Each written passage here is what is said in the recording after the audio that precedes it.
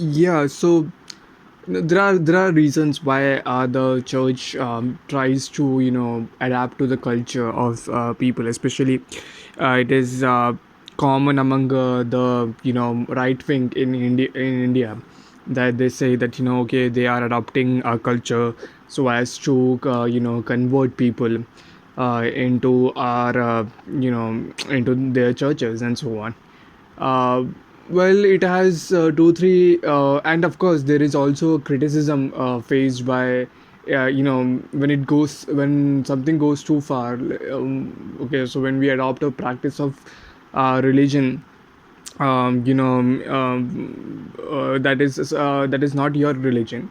So, for example, if I adapt a Hindu practice into Christianity, the conservatives and the traditionalists in Christianity would be sad about it, and that's what is happening in India right now. It's a classic case that's happening in India. So in India, uh, clergy are very much over enthusiastic. I would say over enthusiastic about incorporating the Hindu traditions into Christianity. The conservative clergy and the conservative laity, in the sense the lay Catholics who are not priests, are very offended by these incorporations into the, which is Hindu incorporations into the church. And the conservative Hindus are also offended by it. So you see, the church is offending two conservatives, both their own and the non-Catholics as well. So the reason why the church does this, has been doing it since around, and I would say, okay, some would say it's around 19, what to say, it's around the time of Robert de Nobili, but it's actually much more than that. It's actually way more to this. So the reason why Indian church was doing that, so I would say first why Indian church did this, because Syrian Christians were technically Hindus who converted to who converted from Christianity to Hinduism. There were a bunch of Syrian Christians who migrated from Syria. And if you look at the conversion procedure, uh, unlike European Catholics, who, by the way, became Christians later than Syrian Christians. So Syrian Christians in India, so Christianity reached in India much before it reached in America, Europe, or other parts of the Western world. And there, Christianity was a faith which was very new at that time, definitely. And any new faith doesn't have a culture of its own. A faith needs to, if it needs to create a culture, it needs to at least last, let's say, 100 years before it starts to say, okay, this is part of Christian culture, this is part of Western culture.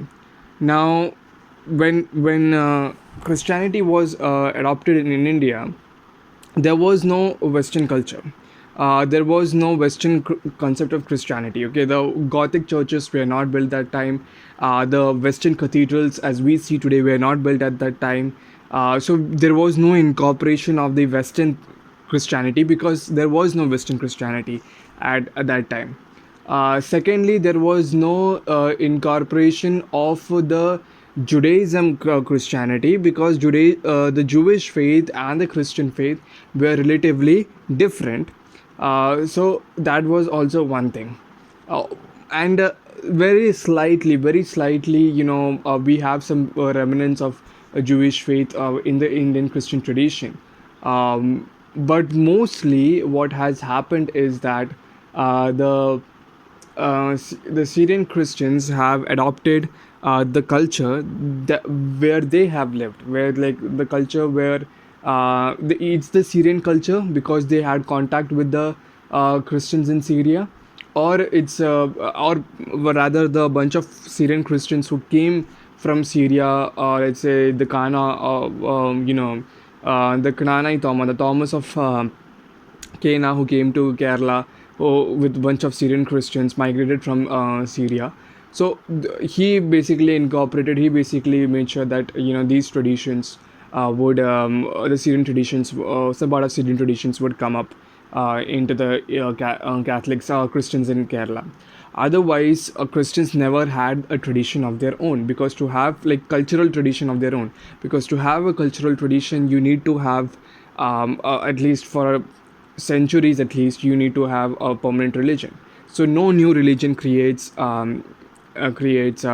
culture.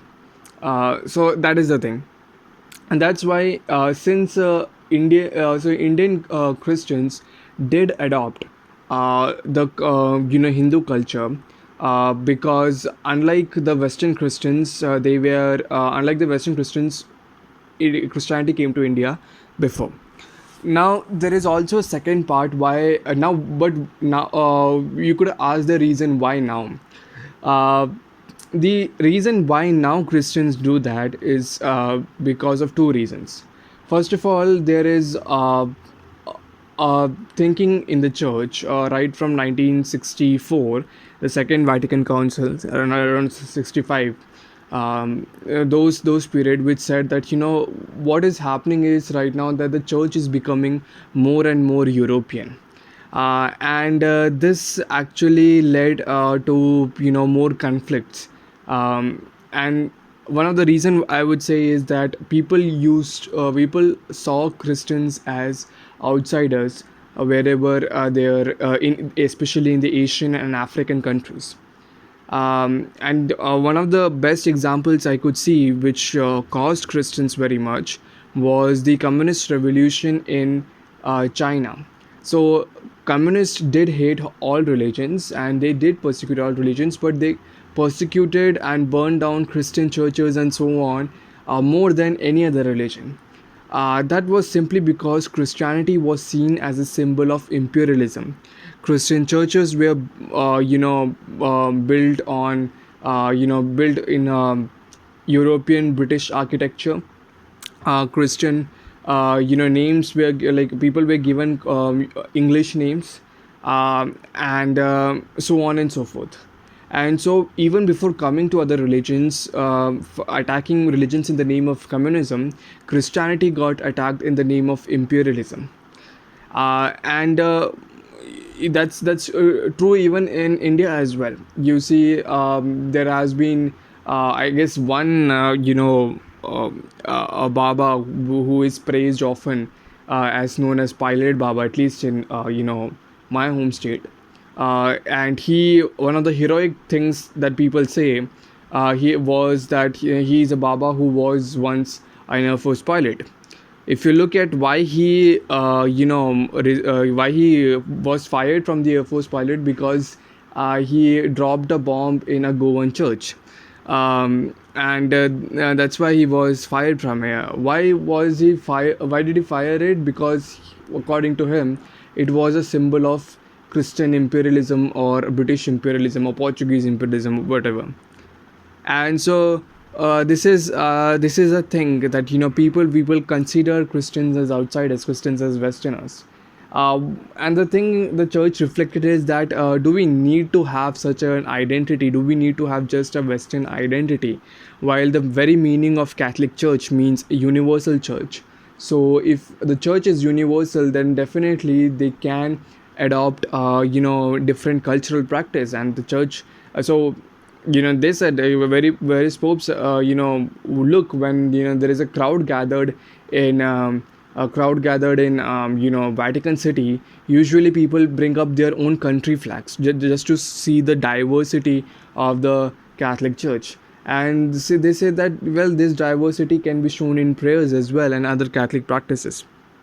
So that's the reason why, and of course, to make sure that there is no Western hatred or imperialistic hatred, that we carry an Indian identity and not a Western identity, is one thing. Why people are.